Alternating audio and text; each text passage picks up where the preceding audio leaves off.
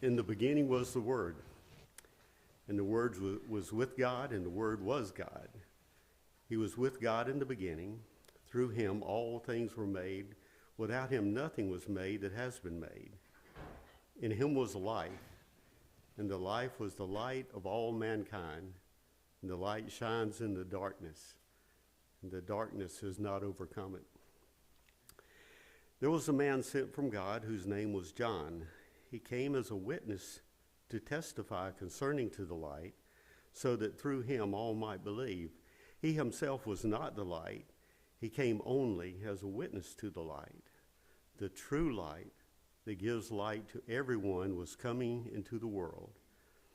He was in the world, and though the world was made through him, the world did not recognize him. He came to that which was his own, but his own did not receive him. Yet to all who did receive him, to those who believed in his name, he gave the right to become children of God. Children born not of natural descent, nor of human decision or a husband's will, but born of God. The Word became flesh and made his dwelling among us. We have seen his glory, the glory of the one and only Son. He came from the Father, full of grace and truth. John testified concerning him. He cried out, saying, "This is the one I spoke about when I said, 'He who comes after me has surpassed me because he was before me.' Out of his fullness we have all received grace in place of grace already given. For the law was given through Moses. Grace and truth came through Jesus Christ. No one has ever seen God, but the one and only Son, who is himself God, is in closest relationship with the Father, has made him known."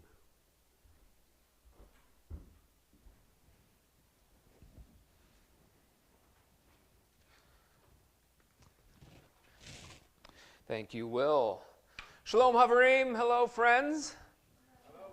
Good to see you on this fourth and final Sunday of Advent. Woohoo! Yeah. All right. It's also the longest night of the year. Ooh, all right. So today I started thinking about the letters of the alphabet. And you all are very aware, I'm sure, that there are 26 letters in the English language. Will, do you already know this one? He's already shaking his head. Let's start over again. I'll tell it to the people over here who appreciate my jokes. All right, so we all know that there's 26 letters in the English alphabet, right? But did you know that there's only one letter out of those 26 that will be receiving a gift this year? The only letter to get a gift this year from Santa Claus will be the letter E. And do you realize why the other letters are not receiving a gift this year? Because all the other letters are not E.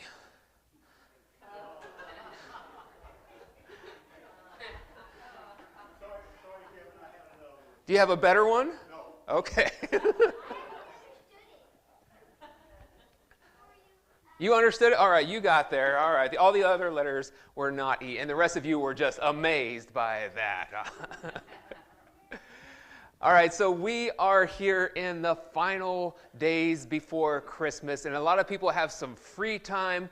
Maybe you're off work or off school, and I know that many people are taking that time and they're just finding something to do because it is dark all the time, it's cold all the time. Maybe you're doing some extra baking, some extra visiting. A lot of us are wasting time by watching movies. Am I the only one? Okay, so spending time, investing time watching Christmas movies, Hallmark movies, and things that have absolutely nothing to do with Christmas. Maybe it's just me. You may be aware that not this summer, but the summer after, will be the 50-year anniversary of the release of the original Star Wars movie. That's right, May 25th, 2027 will be the 50th anniversary of the original Star Wars movie's release. Now, if you think back through some of those movies, the first movie was released in 1977, so it was actually before my birth. And then each year after that, they followed it up with another release. They had 3 different movies released every 3 years, beginning with Star Wars: A New Hope, followed that up with The Empire Strikes Back, and then The Return of the Jedi in 1983. So because I was still pretty young in these early years, I didn't watch these movies until I was probably somewhere in high school, maybe even later than that. But it wasn't until 1999 that I realized that these movies all had like an episode number associated with them. So you know this? All right, so Dwayne's aware where we're going here. So Star Wars: A New Hope, this was actually later added to this original release, was episode 4. 3 years later, they released episode 5, and then episode 6 in 1983, which is a really weird thing to do, right? The very first one being episode 1. Being episode 4. And the only reason that I realized this was because in 1999, they released some new Star Wars movies. 1999 is when they released The Phantom Menace. And they had such memorable characters as Jar Jar Binks. I can't even say his name. Jar Jar Binks, thank you. 1999, The Phantom Menace was released, and that was listed as episode 1. And I'm like, well, if this is episode 1, what have the others? You go back and you look and you start seeing, oh, this was episode 4, 5, and 6. And then every 3 years after that, they released another episode. Episode 2 followed in 2002, episode 3 in 2005. So the first trilogy was released in the early 1970s through the mid-1980s, then the earlier ones that actually were episode 1 through 3 later in the 1990s into the 2000s. Now, I had not heard this phrase before, this word before, but what they said was that episode 1, The Phantom Menace, was what they called a prequel. Have you heard that language before? It's not a sequel. A sequel follows it, but it's a prequel. It tells the backstory. It tells the origin stories. It tells you the things that happened before the other movies were supposed to have happened. So it's not based on a linear timeline. So I'm just going to warn you right now, if you've never seen these movies, I'm going to ruin it a bit. Spoiler alert. The Phantom Menace in the next couple of movies told the story of how Anakin Skywalker met Luke and Leia's mother. How they gave birth to these twins. Their mother did most of the work, but they gave birth to the twins, and those twins were separated at birth and raised by different families. These prequels tell the story of how Anakin Skywalker went over to the dark side and became who? Darth Vader. Thank you. Well, let's say you were the one that ruined this. They spoiled it for everybody. Anakin Skywalker becomes Darth Vader. So these prequels kind of give this background, they give this information about what took place in these movies that were actually several decades before they were released. So it fills in the blind spots. It answers some of the questions that you might have had, like, well, how did Darth Vader become a bad guy? Now, none of this is to say that these earlier movies, the Star Wars through The Return of the Jedi and The Empire Strikes Back, none of this is to say that those were bad movies. Those are good movies. I mean, I'll put myself out there. I'm kind of a nerd like that. Like, those are really good movies. But this gives the background. It fills in the gap, answers some of the questions. These prequels look at the origin story and say, how did we get to this point? So episode 1 takes place before episode 4 and fills in those gaps. Keep that in mind here. We'll come back to it. So here we are. We are in the 4th Sunday of Advent. We have been walking through some of the fallenness of this world. We've looked at the brokenness. We've looked at the darkness, the coldness of this world, and emphasized things like hope, peace, and this week we focus on love. And when you look at John's gospel, John does not start the same way that the traditional other gospels start, does he? Like, the other gospels talk about things like stars of Bethlehem and the wise men. It talks about Mary and Joseph. It talks about shepherds in the field. And you hear about all these different stories about these people that are not even included in John's gospel. But I want to show today that I think what John does here is he provides for us a prequel. He provides for us some of the backstory. He fills in some of the gaps and fills in some of the questions that we may have. Now, that's not to say that the other gospels are bad in any way, but it's simply saying that John, who is writing later than the other authors of the New Testament, is saying, what questions do people have? Now, filled with the Holy Spirit, John is saying, how can we answer some of those questions what the people have today? So what we're going to do is we're going to walk through some of the timeline. We're going to walk through some of John's gospel and better understand what John is trying to answer with these weird, abstract words about this word becoming flesh. All right, so if we start with some of the order of how things were written, I mentioned that John is one of the later written books in the New Testament. The New Testament was written first, the Gospels are written first, the letters of Paul. They're addressed to the different churches. So we have like Corinthians. Corinthians were people. He wrote this letter to them. The Ephesians, written to the church in Ephesus. Those are the oldest books in the New Testament. Then the Gospel of Mark was written, then Luke and Matthew after that. John comes along later and says, hey, there's a bunch of questions being asked. How can we answer those questions? If we look at the history of how God has made God's self known to the people, think about all the way back to the beginning of time. How does God communicate with the people? So if we go back to the Garden of Eden, think about God walking with the people. He talked with Adam and Eve. They just had a conversation like we're having a conversation now. God talked directly to the people. Throughout history, then, God sends messengers to communicate to the people. God will sometimes speak through burning bushes or even directly to the people. And it's not until about 1,500, maybe 1,200 years before Jesus that even something looking like a book is given to the people. They have the Torah, and they write it down sometime in that period. Then we also have throughout the history of humanity that God speaks to the people through the created order. This is written even in our scriptures. The people are out there and they see something. What do you see if you look out the window? Oh, look, there's a tree. How many of you have made a tree? I don't see any hands. So the people are out there, they're looking at trees, they're like, I've never made one of those. Obviously there's something else out there, something else bigger than me, something else more powerful than me. I've never been able to make one of those, so there must be something else out there. And even bigger than a tree would be a mountain. If I can't make a tree, I sure can't make a mountain. People are thinking to themselves, well, this being, whatever it is more powerful than me.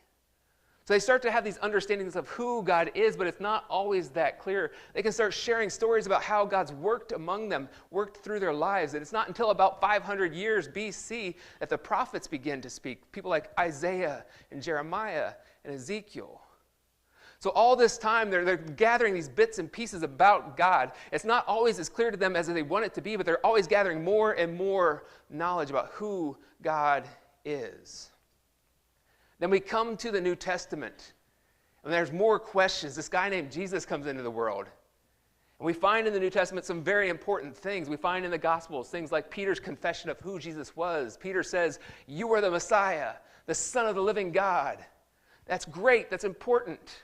Paul writes to the church in Ephesus, he says, for it is by grace that you have been saved. Absolutely, we need to know this stuff. That's important.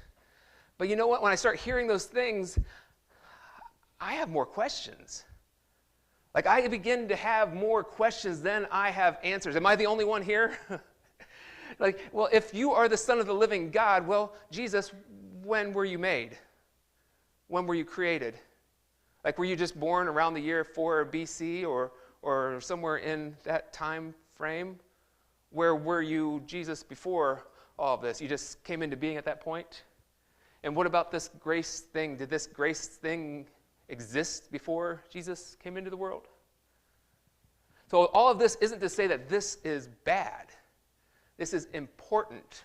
The Gospels, the epistles are all very important, probably even more important. Are you ready for this? Even more important than the original Star Wars trilogy.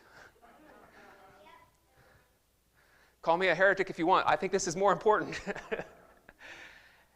But there's still questions that were needing to be answered.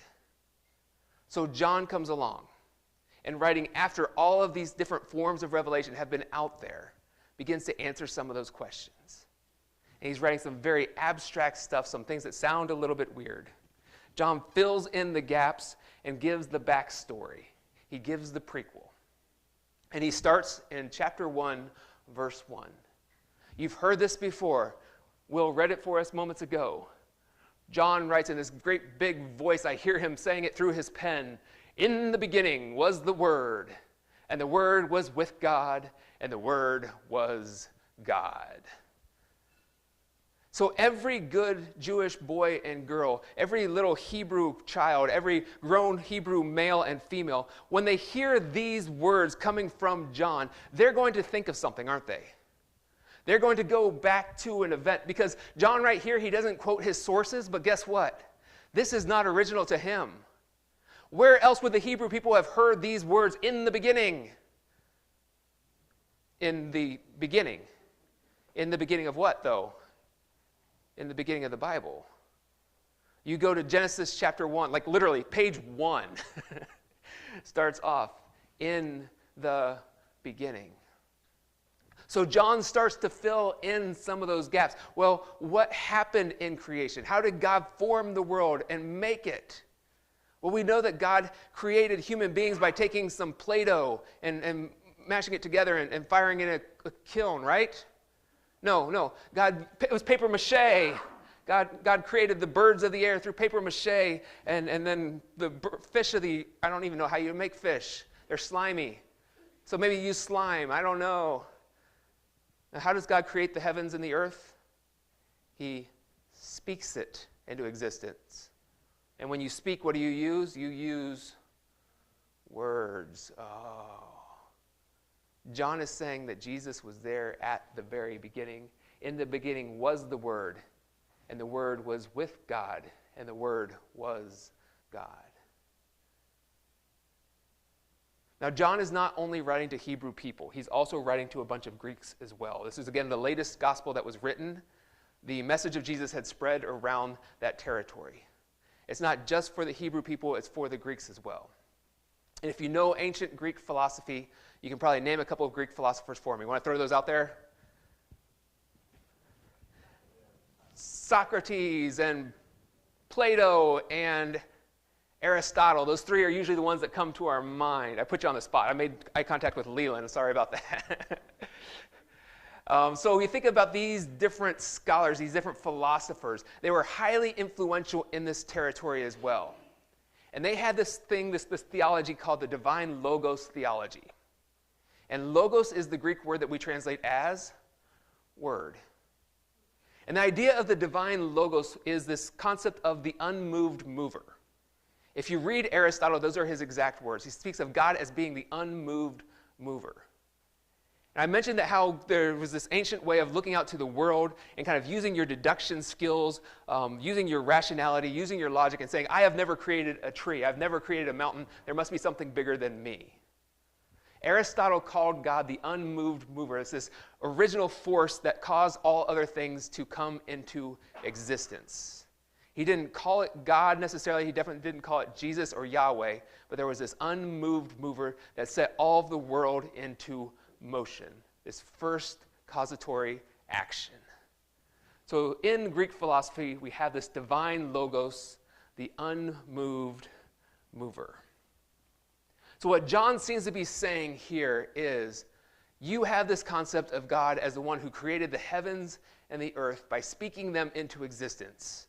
Others have this concept of God as the unmoved mover, this primary cause that started the world moving into motion and forming it.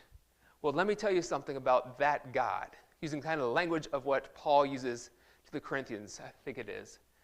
It says, let me tell you about that God. That God is Jesus. So he goes on then, and we find in verses 2 through 3, he says, he was with God in the beginning. Through him all things were made. Without him nothing was made that has been made. There was never a time when Jesus did not exist. He wasn't simply born in the year 4 BC. He wasn't simply conceived by the Holy Spirit on that day. No, Jesus always was in some form with God. In fact, it was through Jesus that God created all things. There's this ancient heresy called Arianism. And we find that confronted in the Nicene Creed, the idea that Jesus was born or created in the 4th century. And this is saying, no, Jesus always was. He is the pre-existent divine logos. That's a fancy way to put it, right? Next time you're at work, when you go back next year, standing around the water cooler, speak of Jesus as the pre-existent divine logos, and they will call the doctor and ask you to somebody look at you. I think he's mumbling. There was never a time when Jesus was not. He was the pre-existent divine Logos. Then we go on to verse 14. Well, let's not quite go there yet. So within the Greek philosophical concept, God occasionally came to earth. Like Zeus, you've heard of Zeus? Like Zeus would occasionally come and walk around with the people. And he did more than walk with the people. We'll just say that for the kids. So Zeus would come to the earth. So it's not weird that this concept that God would come and be among the people, that wasn't new during John's day. What was different was that this God could be affected by the people. While Zeus would come and he would live among the people, usually that was about getting what Zeus wanted from the people. But we look at this in verse 14. John goes and adds some more information. The Word became flesh and made his dwelling among us, or as Dwayne pointed out, did tabernacle among us. He essentially put up a tent. We have seen his glory, the glory of the one and only Son, who came from the Father, full of grace and truth. So the Word came and lived with us, became one of us. And then we find in the book of Hebrews what that actually means. Find it in Hebrews 1 and 2. In the past, God spoke to our ancestors through the prophets at many times and in various ways. But in these last days, he has spoken to us by his Son, whom he appointed heir of all things, and through whom also he made the universe. So all these things that we've been talking about, the prophets that God used, the natural theology that's out there, the Old Testament, the Torah, all these things were very important. They were a prequel, or they were not the prequel. They were the original way that God spoke to the people. But in the most recent days, God has spoken to us through his own Son, through his own manifestation among us. This is the clearest way that God has ever spoken. And the reason that matters is if you want to know what God is like, you don't simply look to the trees. You don't simply look to the mountains. Yeah, they say something about who God is. You don't simply look at the prophets or the Old Testament. You look to Jesus, who was God in human flesh. God chose to live among us. And in Hebrews 4:15 tells us that Jesus experienced everything we experienced, what was without sin. So while Zeus would come to the earth every now and then to do the things that he wanted to do, God came to the earth in the form of Jesus and experienced everything we experience. What are you experiencing? Joy? He's experienced that. Pain? He's been there. Temptation? Jesus has been there too. You experience heartbreak. I mean, I wonder if Jesus ever fell in love with a little girl who didn't return his love. I'm thinking about when he was younger, not when he's older. That's weird. Did Jesus ever experience that? Yes, he experienced everything that we experienced, yet did not sin. These are the sorts of things that we learn from Jesus. He's more than just this distant deity. He's more than just the unmoved mover. He is the one that came and dwelled among us to show us how to live, to show us how to love, to show us how to truly be human. And in fact, a couple verses later, John will tell us that Jesus came because God so loved the world that he sent his one and only Son. So we start to think about that. What does it mean for us today? When we begin to read our scriptures, we find that there's a lot of questions that are left unanswered. Just who is God and just what does God expect of us? It's not always as clear as we want it to be. But when we look to Jesus himself, he provides that backstory. Jesus is the prequel. That Gospel of John provides that foreknowledge of who God is and what God is calling us to do. He tells us that Jesus was God, always has been God, and always will be God. Jesus came to this earth because he loves us and to teach us how to love one another. So I'm reminded of the hymn, O Holy Night. It's one that we'll sing Wednesday. If you come to the Christmas Eve service, you'll hear it then. We begin that song, you know the tune, but when you get to one of the later verses, there's a little line that I think we often skip over. It says in O Holy Night, truly he taught us to love one another. You're singing the song in your head now, I can see that. Why did Jesus come to the earth? Well, we can come up with all sorts of ideas. But I think one of the things that we often skip over is that he taught us how to love one another. So if you want to know what God is like, you look at Jesus. If you want to know how to love one another, you look at Jesus. Jesus is the prequel. He is the origin story. We turn to him to fill in the missing pieces, to fill in those questions that we may have. That God crossed the boundaries of divinity and humanity. It's got to be Christmas week. Divinity and humanity. It was a damp cross. Divinity and humanity, heaven and earth, to show his love for us and to teach us how to love one another. So one of the things that we sometimes do in the church to show that we care for one another, that show that we are more than individuals, that we are community, is that we share in a practice known as communion.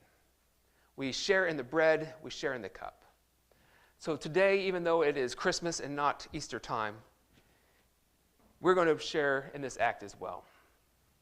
I'm going to invite Sandy to come up. She's going to accompany us during this practice. I remind you that when Jesus was to be handed over to his enemies and betrayed, he stood with his disciples in the upper room, and he broke the bread, and he gave it to them. He said, "This is my body broken for you. When you eat of this, do this in remembrance of me."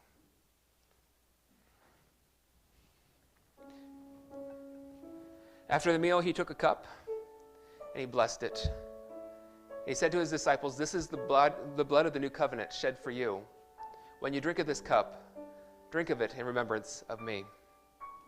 This plate and this cup, Dwayne has lent to us. They come from Palestine. From where exactly, Dwayne? From Hebron, yes. A reminder of the brokenness of the world around us, the beauty that can come out of brokenness as well. We're called to be followers of Jesus, recipients of God's love, but also reflectors of God's love. And as Sandy plays, I'm going to read a prayer for you from this book written by Shane Claiborne. Holy God, in a world with so much hunger, thank you for coming to us as the bread of life. In a world with so much thirst, thank you for coming to us as living water. In a world with so much violence, thank you for coming to us as the Prince of Peace. Jesus Christ, we remember your body broken for us and for the world. We remember the broken bodies of Gaza and the victims of violence through the world. Bring your peace on earth as it is in heaven. As we remember your blood poured out for the sins of the world, we remember the blood of your children that has been shed in Gaza, an open wound that needs your healing right now. Heal our hearts, heal our streets, heal our world. Holy Spirit, fill us with your love that we might be instruments of your peace in this world of war. Form us into your body that we might be your hands and your feet, carrying the good news of your love for every one of your children, especially those in Gaza right now. Break our hearts with the things that break your heart. Give us courage so that we might confront the principalities and powers that are crushing your people. Amen. Here at Stanton Mennonite Church, we practice an open table. The table is open to anyone who considers themselves a follower of Jesus Christ or a seeker. You are welcome to participate in this event, and we'll invite you to come forward from the middle to the center. Doris will be holding the bread. I'll be holding the juice. And I encourage you to take those back to your seats, and we'll take them together as one. There's no pressure. If you don't want to participate, don't feel obligated to do so. But please, if you wish, come forward. Partake in the bread and the cup as the body of Christ, as those who are loved by God and who have chosen to love one another.